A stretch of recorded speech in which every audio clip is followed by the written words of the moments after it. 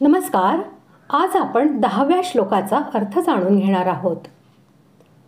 6व्या श्लोकात असे सांगितले आहे की शरीर, इंद्रिये आणि मनरूपी आत्म्याला ज्याने जिंकले आहे तो स्वतःचा मित्र होय. नंतर 7व्या श्लोकात जितात्म्या पुरुषाला परमात्मा प्राप्त होतो व 8व्या व 9व्या श्लोकांमध्ये परमात्म्याला प्राप्त करून घेणाऱ्या पुरुषाची लक्षणे सांगून त्याची प्रशंसा केली आहे.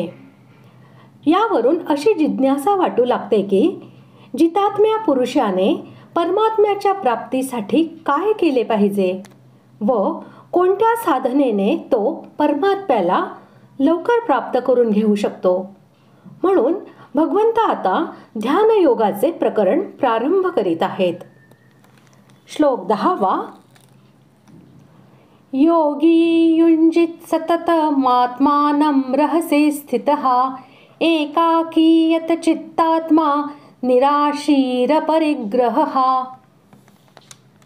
श्लोकाचा अर्थ: मन व इंद्रियांसह शरीर ताब्यात ठेवणाऱ्या, निरीच्छ आणि संग्रह न करणाऱ्या योग्याने एकट्यानेच एकांतात बसून आत्म्याला नेहमी परमात्म्यात लावावे.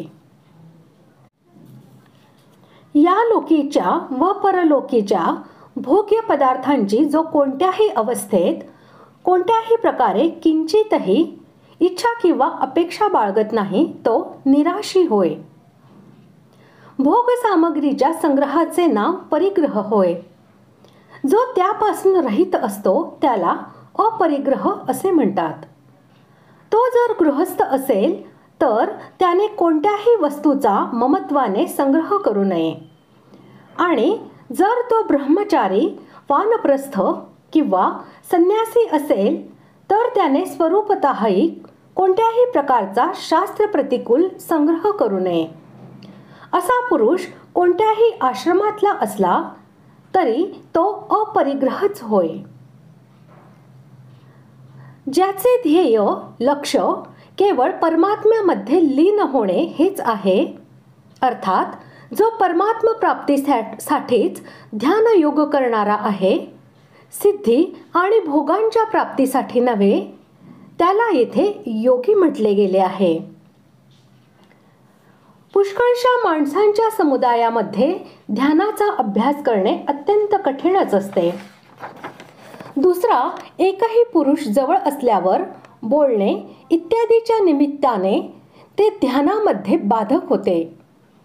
म्हणून एकटे राहून ध्यानाचा अभ्यास केला पाहिजे यासाठी एकाकी हे विशेषण लावले आहे. साधकाने कुठे स्थिर व्हावे यासाठी सांगतात की त्याने एकांतात स्थिर असावे, अर्थात अशा स्थानात स्थिर असावे ज्या ठिकाणी ध्यानाच्या विरुद्ध कोणतेही वातावरण असू नये. जसे नदीचे तीर असावे, वनात एकांत स्थान असावे, एकांत मंदिर इत्यादी असावे, अथवा घरातच एक खोली असावी ज्यात केवळ भजन, ध्यान केले जावे.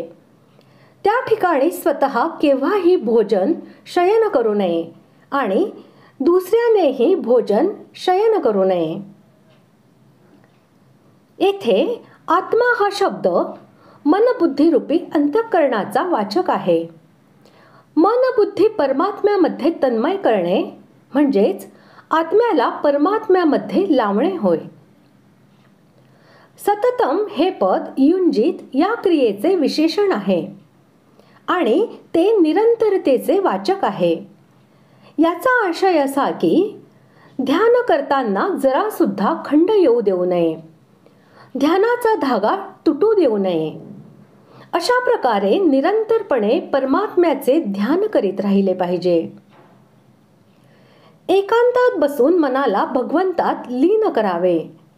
मनाला भगवंताचे ठिकाणी निरंतर लीन करण्यासाठी एक विशेष गोष्ट अशी आहे की जेव्हा ध्यान करण्यासाठी एकांत स्थानावर जाल त्यावेळी जाण्याच्या पूर्वीच असा विचार करा की आता मला संसाराचे कोणते काम करावयाचे नाही, केवळ भगवंताचे ध्यान करावयाचे आहे. आता भगवंताशिवाय दुसऱ्याचे चिंतन करावयाचेच नाही. या गोष्टीच्या अनुषंगाने निरंतर सावधान राहावे, कारण सावधानी हीच साधना आहे. अशा प्रकारे आज आपण 10व्या श्लोकाचा अर्थ जाणून घेतला. पुढील भागात आपण 11व्या श्लोकाचा अर्थ जाणून घेऊया. धन्यवाद.